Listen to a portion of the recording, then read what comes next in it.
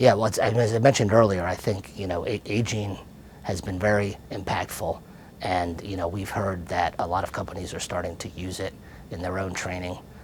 Even some universities have picked it up, and they're starting to use it in their graduate degree programs that are focused on cell and gene therapy. So looking forward to continuing that success and that work with ACell. Really, excited to continue to work with FDA and the regulators at EMA and the CAT, who we view as partners to find together solutions to some of these regulatory CMC issues that are bogging the field down a bit.